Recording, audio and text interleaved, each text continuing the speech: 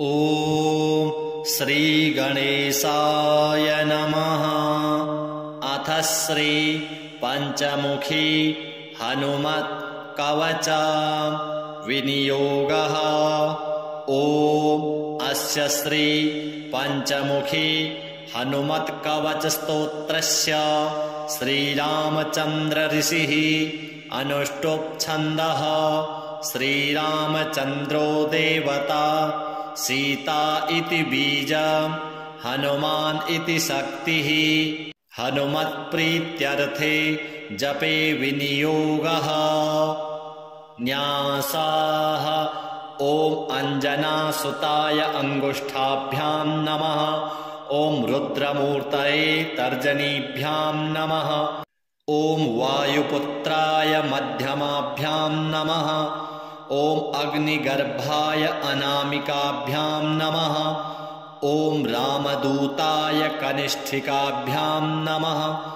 ॐ सीताशोकनिवारणाय करतलकरपृष्ठाभ्यां नमः। ॐ अञ्जनासुताय हृदयाय नमः। ॐ रुद्रमूर्तये शिरसे स्वाहा। ॐ वायुपुत्राय शिखायै वखट्। ॐ अग्निगर्भाय कवचाय हुं। ॐ रामदूताय नेत्रत्रयाय वखट्। ॐ पंचमुखी हनुमते अस्त्राय फट्। ध्यानम्।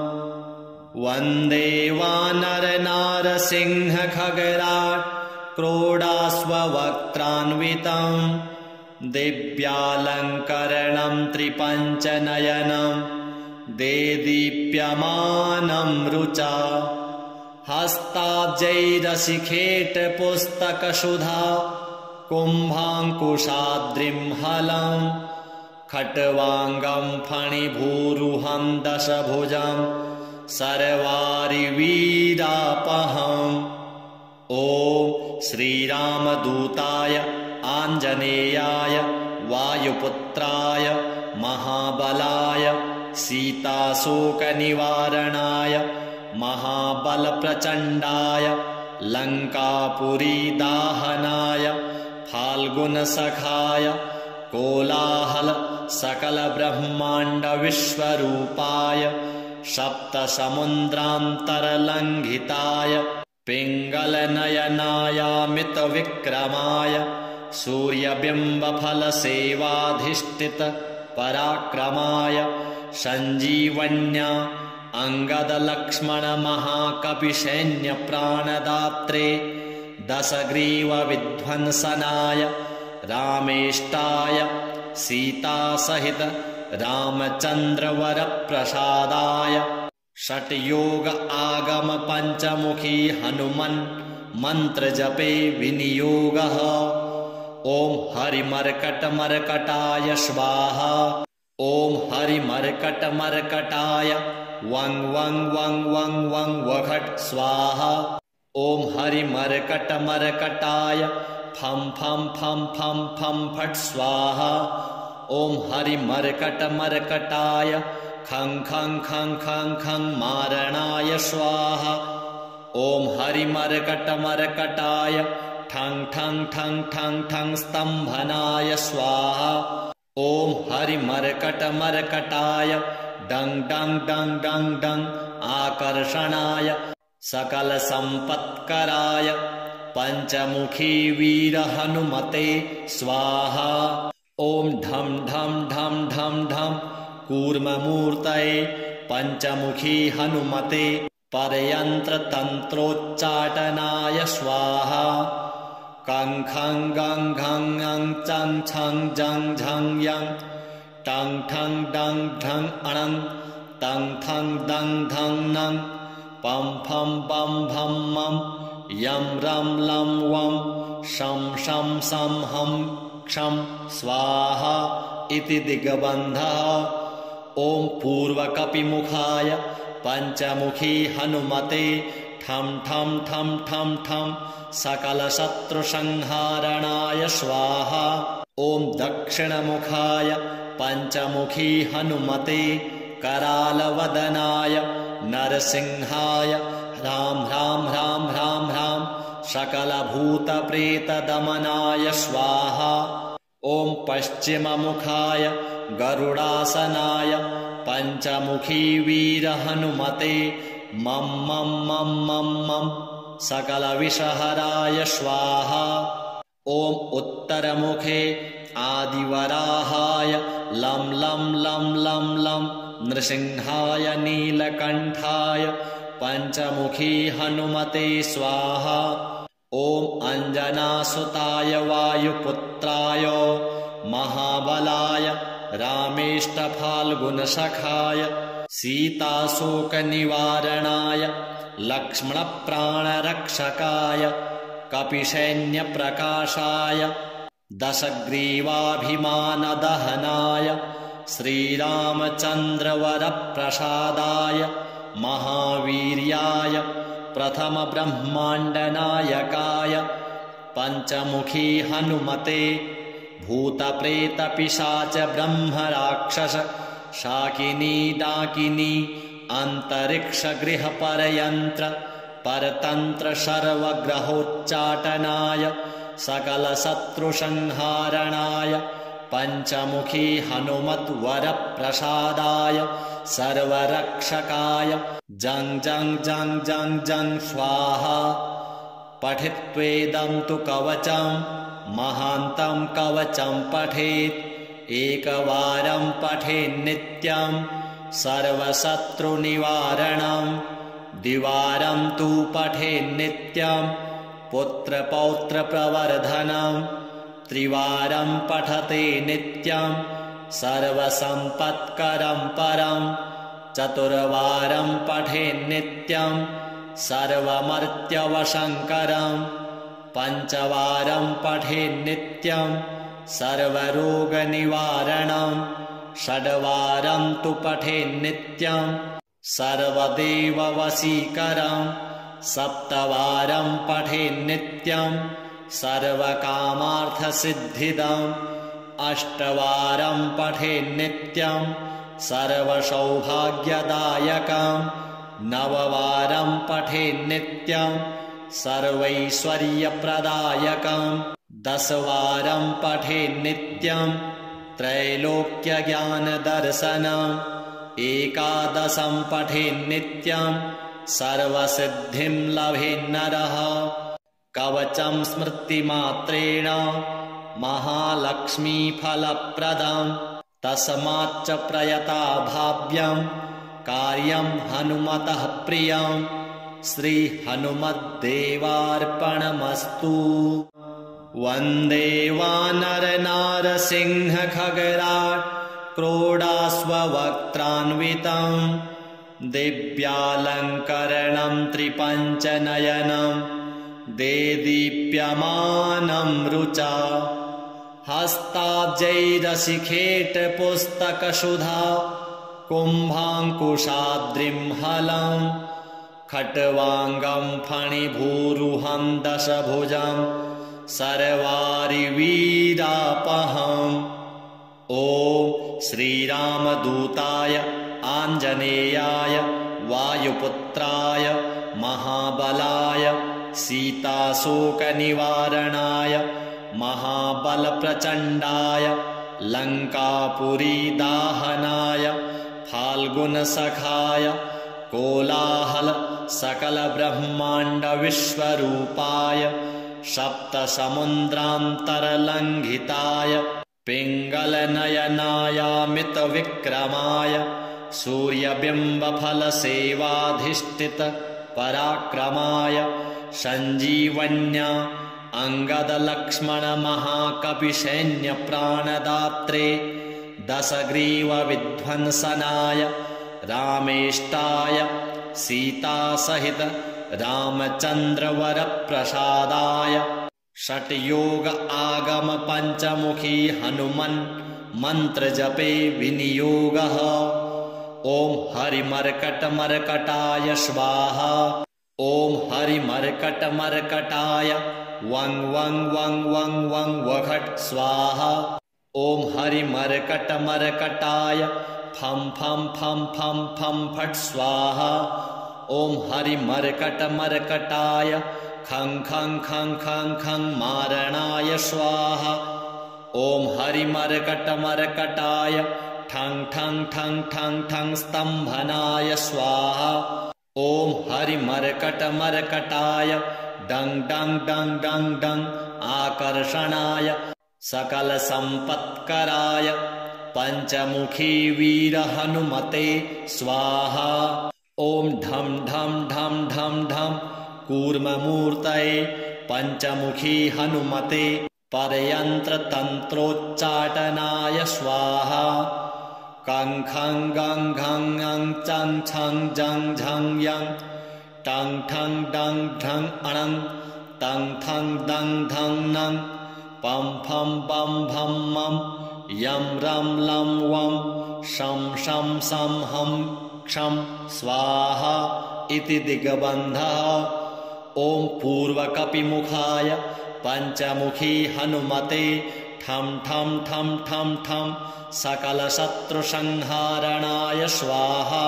ॐ दक्षिणमुखाय पञ्चमुखी हनुमते करालवदनाय नरसिंहाय ह्रां ह्रां ह्रां ह्रां ह्रां सकलभूतप्रेतदमनाय स्वाहा। ॐ पश्चिममुखाय गरुडासनाय पञ्चमुखी वीरहनुमते मं मं मं मं मं सकलविषहराय स्वाहा।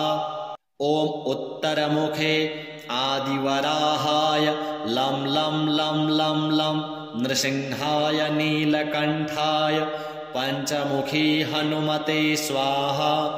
ॐ अञ्जनासुताय वायुपुत्राय महाबलाय रामेष्टफाल्गुनसखाय सीताशोकनिवारणाय लक्ष्मणप्राणरक्षकाय कपिसैन्यप्रकाशाय दशग्रीवाभिमानदहनाय श्रीरामचन्द्रवरप्रसादाय महावीर्याय प्रथमब्रह्माण्डनायकाय पञ्चमुखी हनुमते भूतप्रेतपिशाच ब्रह्मराक्षस शाकिनी डाकिनी अन्तरिक्षगृहपरयन्त्र परतन्त्र सर्वग्रहोच्चाटनाय सकलशत्रुसंहारणाय पञ्चमुखी हनुमद्वरप्रसादाय सर्वरक्षकाय जं जं जं जं जं स्वाहा।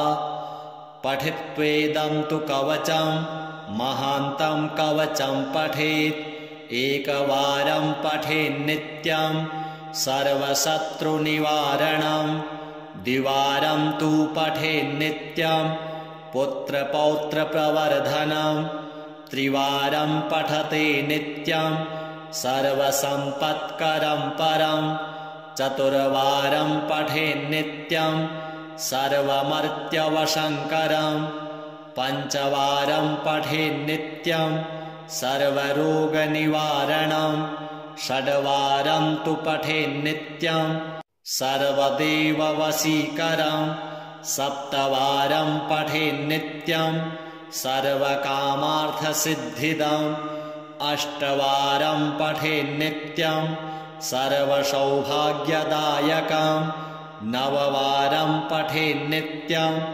सर्वैश्वर्यप्रदायकं दशवारं पठेन्नित्यं त्रैलोक्यज्ञानदर्शनम् एकादशं पठेन्नित्यं सर्वसिद्धिं लभेन्नरः कवचं स्मृतिमात्रेण महालक्ष्मीफलप्रदं तस्माच्च प्रयता भाव्यं कार्यं हनुमतः प्रियं श्रीहनुमद्देवार्पणमस्तु। वन्दे वानरनारसिंहखगराट् क्रोडास्ववक्त्रान्वितं दिव्यालङ्करणं त्रिपञ्चनयनं देदीप्यमानं रुचा हस्ताब्जैरशिखेटपुस्तकसुधा कुम्भाङ्कुशाद्रिं हलं खट्वाङ्गं फणिभूरुहं दशभुजं सर्वारिवीरापहं ॐ श्रीरामदूताय आञ्जनेयाय वायुपुत्राय महाबलाय सीताशोकनिवारणाय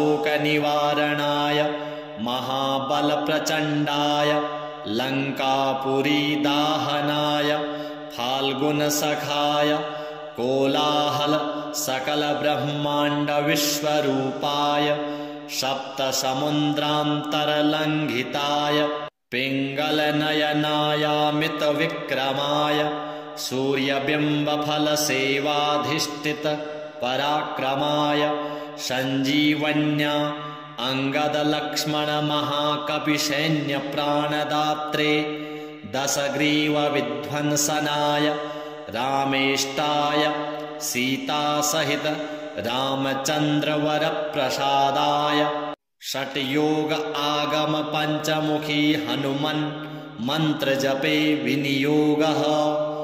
ॐ हरिमर्कटमर्कटाय स्वाहा। ॐ हरिमर्कटमर्कटाय वं वं वं वं वं वघट स्वाहा। ॐ हरिमर्कटमर्कटाय फं फं फं फं फं फट् स्वाहा। ॐ हरिमर्कटमर्कटाय खं खं खं खं खं मारणाय स्वाहा। ॐ हरिमर्कटमर्कटाय ठं ठं ठं ठं ठं स्तम्भनाय स्वाहा। ॐ हरिमर्कटमर्कटाय डं डं डं डं डं आकर्षणाय सकलसम्पत्कराय पञ्चमुखी वीरहनुमते स्वाहा। ॐ ढं ढं ढं ढं ढं कूर्ममूर्तये पञ्चमुखी हनुमते परयन्त्रतन्त्रोच्चाटनाय स्वाहा।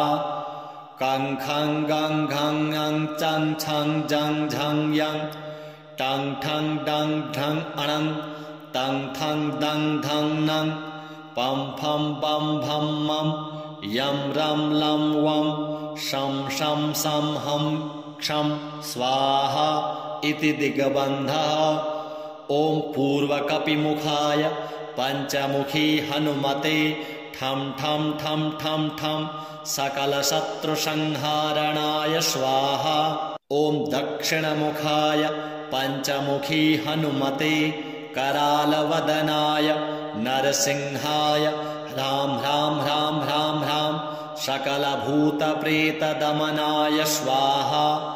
ॐ पश्चिममुखाय गरुडासनाय पञ्चमुखी वीरहनुमते मं मं मं मं मं सकलविषहराय स्वाहा। ॐ उत्तरमुखे आदिवराहाय लं लं लं लं लं नृसिंहाय नीलकण्ठाय पञ्चमुखी हनुमते स्वाहा। ॐ अञ्जनासुताय वायुपुत्राय महाबलाय रामेष्टफाल्गुनसखाय सीताशोकनिवारणाय लक्ष्मणप्राणरक्षकाय कपिसैन्यप्रकाशाय दशग्रीवाभिमानदहनाय श्रीरामचन्द्रवरप्रसादाय महावीर्याय प्रथमब्रह्माण्डनायकाय पञ्चमुखी हनुमते भूतप्रेतपिशाच ब्रह्मराक्षस शाकिनी डाकिनी अन्तरिक्षगृहपरयन्त्र परतन्त्र सर्वग्रहोच्चाटनाय सकलशत्रुसंहारणाय पञ्चमुखी हनुमद्वरप्रसादाय सर्वरक्षकाय जं जं जं जं जं स्वाहा। पठित्वेदं तु कवचं महान्तं कवचं पठेत् एकवारं पठेन्नित्यं सर्वशत्रुनिवारणं द्विवारं तु पठेन्नित्यं पुत्रपौत्रप्रवर्धनं त्रिवारं पठते नित्यं सर्वसम्पत्करं परं चतुर्वारं पठेन्नित्यं सर्वमर्त्यवशङ्करं पञ्चवारं पठेन्नित्यं सर्वरोगनिवारणं षड्वारं तु पठेन्नित्यं सर्वदेववशीकरं सप्तवारं पठेन्नित्यं सर्वकामार्थसिद्धिदम् 8 वारं पठेन्नित्यं सर्वसौभाग्यदायकम् 9 वारं पठेन्नित्यं सर्वैश्वर्यप्रदायकम् 10 वारं पठेन्नित्यं त्रैलोक्यज्ञानदर्शनम् 11 पठेन्नित्यं सर्वसिद्धिं लभेन्नरः कवचं स्मृतिमात्रेण महालक्ष्मीफलप्रदम् तस्माच्च प्रयता भाव्यं कार्यं हनुमतः प्रियं श्रीहनुमद्देवार्पणमस्तु। वन्दे वानरनारसिंहखगराट् क्रोडाश्ववक्त्रान्वितं दिव्यालङ्करणं त्रिपञ्चनयनं देदीप्यमानं रुचा हस्ताब्जैरशिखेटपुस्तकसुधा कुम्भाङ्कुशाद्रिं हलं खट्वाङ्गं फणिभूरुहं दशभुजं सर्वारिवीरापहम् ॐ श्रीरामदूताय आञ्जनेयाय वायुपुत्राय महाबलाय सीताशोकनिवारणाय महाबलप्रचण्डाय लङ्कापुरीदाहनाय फाल्गुनसखाय कोलाहल सकलब्रह्माण्डविश्वरूपाय सप्तसमुद्रान्तरलङ्घिताय पिङ्गलनयनायामितविक्रमाय सूर्यबिम्बफलसेवाधिष्ठित पराक्रमाय सञ्जीवन्या अंगदलक्ष्मणमहाकपिसैन्यप्राणदात्रे दशग्रीवविध्वंसनाय रामेष्टाय सीतासहित रामचन्द्रवरप्रसादाय षट्योग आगम पञ्चमुखी हनुमन् मन्त्रजपे विनियोगः ॐ हरिमर्कटमर्कटाय स्वाहा ॐ हरिमर्कटमर्कटाय वं वं वं वं वं वघट स्वाहा ॐ हरिमर्कटमर्कटाय फं फं फं फं फं फट स्वाहा ॐ हरिमर्कटमर्कटाय खं खं खं खं खं मारणाय स्वाहा ॐ हरिमर्कटमर्कटाय ठं ठं ठं ठं ठं स्तम्भनाय स्वाहा ॐ हरिमर्कटमर्कटाय डं डं डं डं डं आकर्षणाय सकलसम्पत्कराय पञ्चमुखी वीरहनुमते स्वाहा ॐ ढं ढं ढं ढं ढं कूर्ममूर्तये पञ्चमुखी हनुमते परयन्त्रतन्त्रोच्चाटनाय स्वाहा कं खं गं घं ङं चं छं जं झं यं टं ठं डं ढं अणं तं थं दं धं नं पं फं बं भं मं यं रं लं वं शं शं सं हं क्षं स्वाहा इति दिग्बन्धः ॐ पूर्वकपिमुखाय पञ्चमुखी हनुमते ठं ठं ठं ठं ठं सकलशत्रुसंहारणाय स्वाहा ॐ दक्षिणमुखाय पञ्चमुखी हनुमते करालवदनाय नरसिंहाय ह्रां ह्रां ह्रां ह्रां ह्रां सकलभूतप्रेतदमनाय स्वाहा ॐ पश्चिममुखाय गरुडासनाय पञ्चमुखी वीरहनुमते मं मं मं मं मं सकलविषहराय स्वाहा ॐ उत्तरमुखे आदिवराहाय लं लं लं लं लं नृसिंहाय नीलकण्ठाय पञ्चमुखी हनुमते स्वाहा ॐ अञ्जनासुताय वायुपुत्राय महाबलाय रामेष्टफाल्गुनसखाय सीताशोकनिवारणाय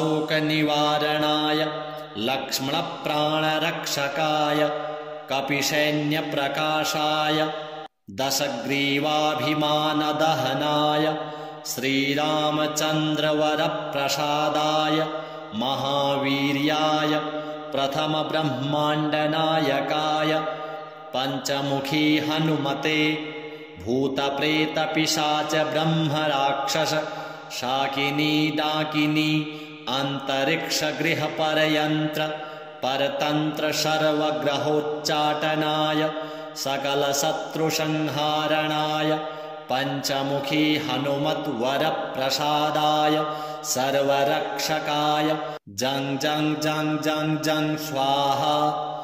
पठित्वेदं तु कवचं महान्तं कवचं पठेत् एकवारं पठेन्नित्यं सर्वशत्रुनिवारणं द्विवारं तु पठेन्नित्यं पुत्रपौत्रप्रवर्धनं त्रिवारं पठते नित्यं सर्वसम्पत्करं परं चतुर्वारं पठेन्नित्यं सर्वमर्त्यवशङ्करं पञ्चवारं पठेन्नित्यं सर्वरोगनिवारणं षड्वारं तु पठेन्नित्यं सर्वदेववशीकरं सप्तवारं पठेन्नित्यं सर्वकामार्थसिद्धिदम् अष्टवारं पठेन्नित्यं सर्वसौभाग्यदायकं नववारं पठेन्नित्यं सर्वैश्वर्यप्रदायकं दशवारं पठेन्नित्यं त्रैलोक्यज्ञानदर्शनम् एकादशं पठेन्नित्यं सर्वसिद्धिं लभेन्नरः कवचं स्मृतिमात्रेण महालक्ष्मीफलप्रदं तस्माच्च प्रयता भाव्यं कार्यं हनुमतः प्रियं श्रीहनुमद्देवार्पणमस्तु। वन्दे वानरनारसिंहखगराट् क्रोडाश्ववक्त्रान्वितं दिव्यालङ्करणं त्रिपञ्चनयनं देदीप्यमानं रुचा हस्ताब्जैरशिखेटपुस्तकसुधा कुम्भाङ्कुशाद्रिं हलं खट्वाङ्गं फणिभूरुहं दशभुजं सर्वारिवीरापहम्। ॐ श्रीरामदूताय आञ्जनेयाय वायुपुत्राय महाबलाय सीताशोकनिवारणाय महाबलप्रचण्डाय लङ्कापुरीदाहनाय फाल्गुनसखाय कोलाहल सकलब्रह्माण्डविश्वरूपाय सप्तसमुद्रान्तरलङ्घिताय पिङ्गलनयनायामितविक्रमाय सूर्यबिम्बफलसेवाधिष्ठित पराक्रमाय सञ्जीवन्या अंगदलक्ष्मणमहाकपिसैन्यप्राणदात्रे दशग्रीवविध्वंसनाय रामेष्टाय सीतासहित रामचन्द्रवरप्रसादाय षट्योग आगम पञ्चमुखी हनुमन् मन्त्रजपे विनियोगः। ॐ हरिमर्कटमर्कटाय स्वाहा। ॐ हरिमर्कटमर्कटाय वं वं वं वं वं वघट स्वाहा। ॐ हरिमर्कटमर्कटाय फं फं फं फं फं फट स्वाहा। ॐ हरिमर्कटमर्कटाय खं खं खं खं खं मारणाय स्वाहा।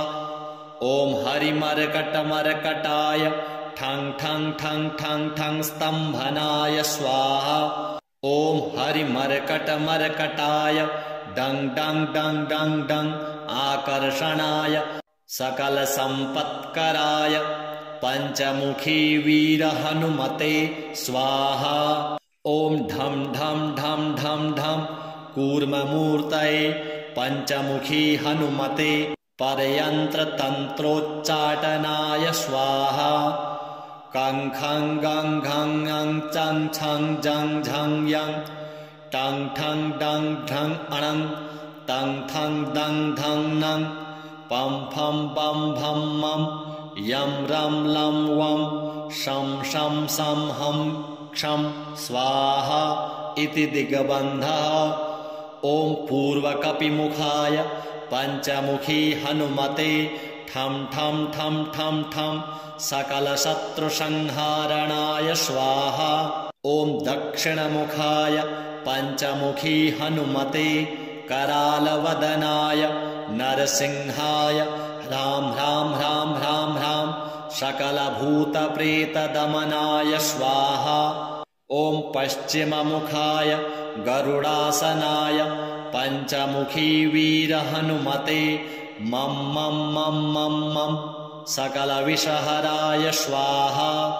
ॐ उत्तरमुखे आदिवराहाय लं लं लं लं लं नृसिंहाय नीलकण्ठाय पञ्चमुखी हनुमते स्वाहा। ॐ अञ्जनासुताय वायुपुत्राय महाबलाय रामेष्टफाल्गुनसखाय सीताशोकनिवारणाय लक्ष्मणप्राणरक्षकाय कपिसैन्यप्रकाशाय दशग्रीवाभिमानदहनाय श्रीरामचन्द्रवरप्रसादाय महावीर्याय प्रथमब्रह्माण्डनायकाय पञ्चमुखी हनुमते भूतप्रेतपिशाच ब्रह्मराक्षस शाकिनी डाकिनी अन्तरिक्षगृहपरयन्त्र परतन्त्र सर्वग्रहोच्चाटनाय सकलशत्रुसंहारणाय पञ्चमुखी हनुमद्वरप्रसादाय सर्वरक्षकाय जं जं जं जं जं स्वाहा। पठित्वेदं तु कवचं महान्तं कवचं पठेत् एकवारं पठेन्नित्यं सर्वशत्रुनिवारणं द्विवारं तु पठेन्नित्यं पुत्रपौत्रप्रवर्धनं त्रिवारं पठते नित्यं सर्वसम्पत्करं परं चतुर्वारं पठेन्नित्यं सर्वमर्त्यवशङ्करं पञ्चवारं पठेन्नित्यं सर्वरोगनिवारणं षड्वारं तु पठेन्नित्यं सर्वदेववशीकरं सप्तवारं पठेन्नित्यं सर्वकामार्थसिद्धिदम् अष्टवारं पठेन्नित्यं सर्वसौभाग्यदायकं नववारं पठेन्नित्यं